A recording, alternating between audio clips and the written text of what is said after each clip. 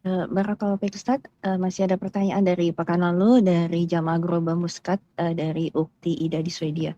Bismillah, Ustadz, jika dosa-dosa istri menjadi tanggung jawab suami dan anak laki-laki kita, apakah sebaliknya juga Ustadz, setiap kebaikan dan pahala yang Allah ridhoi yang saya lakukan, maka suami dan anak laki-laki saya juga akan mendapatkan hal yang sama Ustadz. Yang kedua, setelah doa yang eh, panjang untuk anak kita, apakah saya boleh meminta agar anak laki-laki saya kelak mendapatkan istri yang tidak akan menjauhkan saya dari anak saya, Ustadz? Saya takut doa ini seolah-olah menjadikan saya punya pikiran jelek kepada Allah. Jazakallah khair, Ustadz. Barakallahu fikum. Nah, mahibati fillah, bicara suami, istri, dan anak.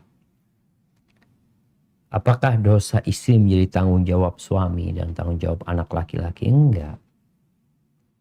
Allah Azza wa Jalla berfirman, wa an laysa lil insani illa ma sa'a wa anna sa'yahu sawfa yura thumma juzahul jaza'al awwal. Manusia itu tidak akan mendapatkan kecuali apa yang dia usahakan. Artinya dia tidak akan dihukum karena kesalahan orang lain, karena dosa orang lain. Dan dia juga akan dapat pahala dari amalan orang lain. Nggak bakalan gitu. Taib. Adapun berkaitan dengan suami. Suami ini punya tanggung jawab. Dia punya kewajiban. Kewajiban dia, bukan kewajiban istri. Kewajiban dia untuk beramar ma'ruf nahi mungkar. Istrinya nggak sholat, wajib dia nyuruh istrinya sholat. Ketika istrinya nggak sholat, dia nggak nyuruh, yang dosa siapa? Suaminya. Jadi bukan karena istrinya, tapi karena suaminya tidak menjalankan tugas dia untuk menegur istrinya, untuk memperbaiki istrinya.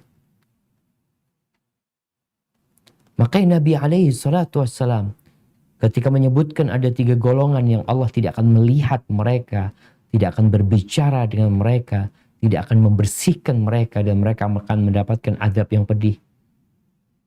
Bagaimana sikap mereka?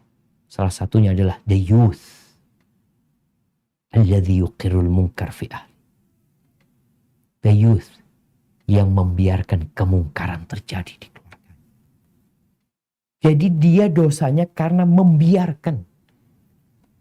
Maka dia dapat dosanya dia, bukan dosanya tuh orang. Yang gak sholat ini akan dihisap. Tapi sang suami membiarkan orang itu tidak sholat, seperti itu. Seorang anak melihat kemungkaran juga. Dia ngelihat ibunya umpamanya lakukan sebuah kemaksiatan. Maka tugas dia adalah amar ma'ruf nahi munkar, memberikan nasihat. Kalau dia gak peduli, ya dia pun akan dihisap.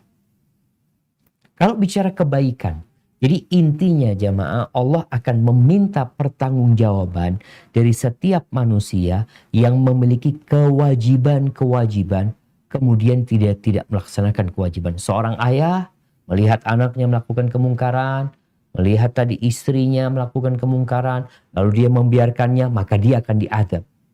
Dengan dosanya dia. Jadi karena dosanya dia. Bukan dosa istrinya sebenarnya. Tapi tadi, kadangkala si istri, dia mengatakan, ya Allah, suamiku gak pernah ngajarin aku, ya Allah. Gak pernah nyuruh aku. Gitu. Jadi suami diazab karena dia gak pernah ngajarin. Jadi seperti itu. Bicara pahala, apakah kita akan dapat pahala? Ad-dalu 'alal khairi kafa'il. Orang yang menunjukkan kepada kebaikan itu akan mendapatkan pahala dari orang yang mengamalkan. Atau pahala seperti amalan orang tersebut. Tadi suami nyuruh istrinya sholat, suami dapat pahala. Nyuruh istrinya umpamanya sholat duha, baca Quran, kebaikan-kebaikan yang disuruh, kemudian sang istri mengamalkannya, maka suami dapat bagian. Karena dia termasuk yang memberikan arahan. Tapi kalau bukan karena arahan dia, dikatakan di istri ini alhamdulillah sholat. Sebelum nikah dia sudah sholat. Siapa yang nyuruh sholat? Bapaknya. Jadi bukan suaminya. Bapaknya nih yang akan terus mendapatkan pahala.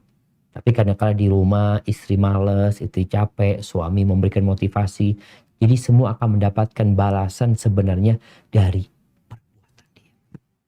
Hadza wallahu a'lam bissawab.